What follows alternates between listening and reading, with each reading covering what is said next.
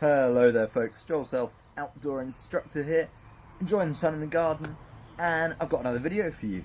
This one is almost a Q&A, but not quite. I just had one really good question put to me for the previous Q&A videos that I've brought out, and I felt that it had too much of a big and involved answer to be put into the Q&A with the others. So I've given it its own video. The question was, what's my favourite piece of equipment? Now, the person who asked didn't specify whether they meant like climbing gear or stuff for caving or stuff when I'm walking, so I effectively have decided that it's too broad a question to just give one answer to. So I've got a collection of things that have really changed how I carry out my work as an instructor and how I participate in outdoor activities myself as an individual.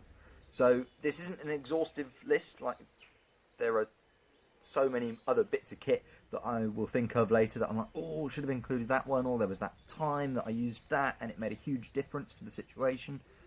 But I can't like drag out all my gear and show it to you because the video would be 7 days long and that's not going to help anyone. So I've just grabbed a couple of bits that immediately came to mind when I started thinking about the question. So let's kick it off with our first one. This one's bushcrafty bit, and this is particularly for group use. It's more a companion. It's a brilliant knife to teach people with. It's really great, and the best thing about this, and this is why it's made this list, is it's bright orange. Now, I can't remember off the top of my head if you can still get these in totally bright orange. You've got the sheath in bright orange, the handle in bright orange, everything is fluorescent. And this means that when you give this to your group and they drop it on the floor, you can still find it. Because if you've got them in black or green, whatever you've got, if it isn't bright orange, bright yellow, bright something, you drop it, kids drop it, it's gone. Like, you've got to search under those leaves for at least quarter of an hour before you find it again, and it just slows everything down. You may as well have super bright orange knife. That way it's really easy to see where they are and you can pick them out when you're sort of watching what people are doing, and also if at the end of the day one's been misplaced, you can find it really easily as well. So I really rate the Mora Companion, especially in bright orange. Brilliant for group use. We'll go to a climbing piece next. So this is the Petzl Connect Adjust. It's a adjustable lanyard, so it would be lark's footed onto the belay loop of your harness, and you can adjust it in and out to get yourself pulled in nice and close to bolts, but it also has lots of other applications as an instructor. So if, for example, when we're instructing at the caution wall, we've only got one sandbag for the wall, but we might be split into several different groups. So maybe a pair is off at one end of the wall, they're using the sandbag, and the pair that's with me at the other end of the wall also have got a weight difference between them that requires some additional anchoring of the belay. So I can just clip this into the belay loop and I effectively become a temporary sandbag for them. Now, that's not the only use for this. There's also sort of applications in your personal climbing, and yeah, you can use it in so many different ways. If I tried to explain them all, we'd be here all day. But a really versatile and very important bit of equipment for climbers as individuals who are participating in the sport, but especially for instructors. This will help you so much in more ways than you can think of. You'll be so glad that you picked one of these up if you've got one. We'll hop over to some walking and camping gear. So this is the Wild Country Zephyros 1. So it's a one-man tent, really lightweight, and you can actually remove the inner fly sheet and ground sheet of this, and there is just a plain ground sheet you can put in with no fly netting or anything else. If you do that, you can actually sleep 2 people in this. So I've gone out with groups before, we've been 2 instructors and we've both slept in here, because why not? It's so light, and if you can carry this, splitting it between 2 people, it's next to nothing in additional weight for you to carry. You may as well just be carrying a day pack almost. Really, really nice to have such a lightweight and robust tent. This is made of great material, and you can tell that it's really going to last a long time. My previous tent was a Vango Banshee 200, I think that's what it's called anyway, and I thought that was brilliant until I had it for 3 weeks, and then I thought, not really getting on with this. So made an upgrade, and this is the bomb. I love it. I definitely don't see myself getting another tent for a long time. Okay, next up, this is a nice quick one. Boa HMS Carabiner, made by DMM. It's awesome. I've got loads of these. I've got them as screw gates. I've got them as the triple actions. They're just brilliant. They're so huge and a brilliant shape for clipping and putting your clove hitches in. Makes the clove hitch just sit really nice, really easy to adjust, etc. So awesome, awesome carabiner. There's plenty of HMSs out there. I just really like this one for some reason. Okay, we'll hop to another bushcrafty bit. So this is a Kelly kettle, for those of you who've not seen one before. So you take the bung out, fill water up in your hole, but this is actually hollow. So that hollow section through the middle operates as a chimney, and you've got this little dish in which you build a fire. So with the fire directly underneath the kettle, the water that you've put in here will boil super quick. And I've actually done some comparisons between boiling water in here and boiling the equivalent amount of water in my electric kettle in the kitchen. And not always, but most of the time, if you've got a good fire going, this is as good, if not faster, than the kettle inside.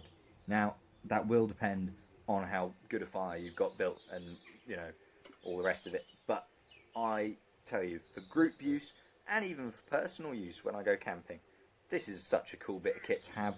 It's, yeah, it can be so involved, and you can, certainly with your groups, you can take firelighting, which is a skill we teach as bushcraft instructors, and then you can give it some purpose. So you're not just lighting a fire to have made a fire, which is a bit, why would you do that?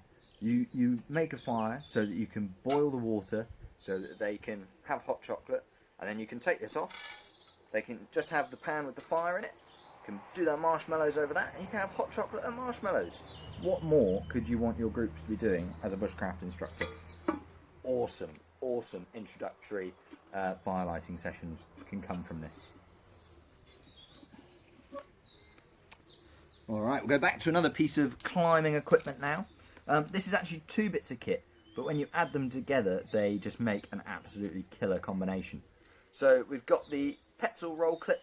I cannot remember, there's two different versions, depends which end the pulley is at. I've got the one that when you open the gate, it's underneath the gate. That was needed for attaching it to ascenders and things, so make sure you get the right one if you're interested in getting one of these, because you'll be really frustrated if you buy the wrong one. But having this carabiner with an inbuilt pulley is amazing on its own, but when you combine that with the Petzl T-block, whatever it may be called, which is a like tiny micro ascender thing, it's brilliant. You can suddenly improvise so many setups, whether that be in a rescue scenario, trying to ascend the rope yourself, just to get a photograph of your mate from above. You can haul gear with these. They're just a brilliant combination of kit to have. And I think at some point I will do some videos on the various ways you can set these up and setups that you can create with these in a matter of seconds. Brilliant, and so small to have that on your harness. I mean, it's on my climbing harness every day, and I hardly notice it's there. It's brilliant to just have that at your disposal all the time. Two bits of kit left. One of them is my buffalo. Now, I've got loads of buffaloes. They're all various designs. This is the mountain shirt, which I love. It's got really nice big pocket low down that goes all the way through, so you can put your bag straps through the jacket. It's really well lined inside, so if you get this wet through, and I mean like you fell in a lake and got back out. If you run around for like less than 5 minutes, or even just walk moderately quickly, you'll warm up straight away. Excuse me, sorry about that. I swallowed a fly. Perhaps I'll die. So the Buffalo is great. We've got another massive pocket along the top here, which is about chest height. Brilliant for stuffing a map in. Also great for snacks. Like, I love snacking when I'm walking, and they all belong in there. You can just munch on the go. Means you don't have to take the bag off. Perfect in my eyes.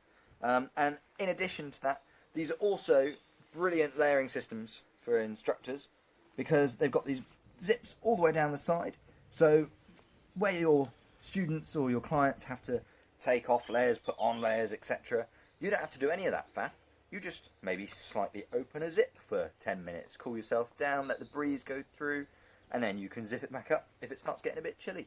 But you can wear these wet, you can wear them dry, you can wear them soaked one day, put them on wet the next morning, and after 10 minutes of walking, you're feeling nice and warm and happy again. They are amazing, and there's so many different designs as well, so you can definitely find something that suits you. Love it. And, oh, fall off the chair. Finally, we've got the Black Diamond Vapor helmet. Now, not only is it an amazing colour, which is very important for me and my climbing helmets, I think, because you want to look cool. If you don't look cool, what was the point? But also, I, in my entire climbing career, have worn climbing helmets. But I've always had these sort of heavy plastic hard shell helmets that have got next to no ventilation. You sweat loads in them. They're just a bit heavy, a bit uncomfortable. Whereas this is so lightweight, and I mean incredibly lightweight. It's got huge amounts of ventilation, so no more sweaty head, and it's really comfy. I mean, it's not particularly got anything special going on inside to make it comfy, but it just is. I think a combination of its weight and it maybe just suits my head shape really well or something. But a fab helmet, 100%. Love this, and it's changed my attitudes towards helmets. So I've always worn helmets. I've always said you should wear a helmet when you're climbing, but it still felt like an effort every time I put a helmet on, because it felt uncomfortable, it felt too hot, etc. Whereas this, you pop it on, you forget it's there after 2 seconds. And sometimes I've even gone to the crag and I leave, get back to the car, you know, having walked off the side of the mountain for 2 hours, and get in the car and go dunk and knock it on the door sill as I'm getting in. You can just forget you've got these on. They are amazing helmets. Brilliant for climbing, scrambling, anything where you need a climbing helmet, basically. Fab bit of kit. So, those were my favourites. I'm not sure how many it was. I'll put a number there. My favourite, that many number of bits of kit. And they're all for different sports, different applications, different activities. And it's not an exhaustive list. You could 100% add loads of bits of gear to that, and you'd still think of others that you think, wow, that really changed how I operate in the outdoors.